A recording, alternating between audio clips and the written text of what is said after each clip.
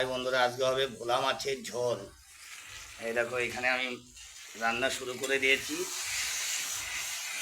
আজকে ভুলেই গেছিলাম যে তোমাদেরকে দেখাবো, শিখিয়ে দেবো রান্নাটা। এর জন্য আমি একটু পরে নিচ্ছি। মশলা দেওয়া হয়ে গেছে, কষালাম। এই যে মাছও ভাজা হয়ে গেছে, ভোলা মাছ।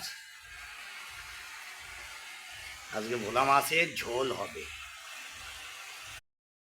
আমার মাছের ঝোল কমপ্লিট। ভোলা মাছের ঝোল, কচু দেওয়া আছে, আলু দেওয়া আছে। এখন হালকা একটু গরম মশলার গুঁড়ো দিতে হবে। গরম মশলার গুঁড়োটা দিলে একটু সেন্টটা ভালো হয়। তোমরা যদি গরম মশলার গুঁড়ো না খাও তাহলে নামিয়ে দিতে পারো,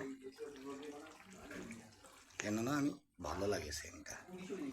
হালকা মাংসর মতন টেস্টি ফুল হবে, বাসনা হবে। তো আজকে শর্টকাটে ভিডিওটা করলাম, রান্না বাঙালিদের।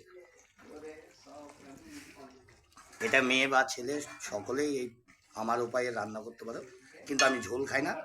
এই যে যে আমি সবজি দিয়েছি, এই সবজিগুলো বেশি আছে না, তোমরা যদি ঝোল দাও তাও হবে। ঝোল দিলে আরও ভালো লাগে, কেননা আমি শুকনো খাচ্ছি। কেন আমার এত ঝোল লাগবে না, আমি একা। এবার নামিয়ে দেবো পুরো। এই দেখো, বন্ধ গ্যাস, ওভেন। তো আমার মাছের, এই দেখো মাছ কিন্তু চেয়ে আছে। মাছ বলছে দাদা। আর এইগুলো হচ্ছে কচু। তো বেশি নাড়লে এখন মাছটা গরম আছে তো ভেঙে যাবে।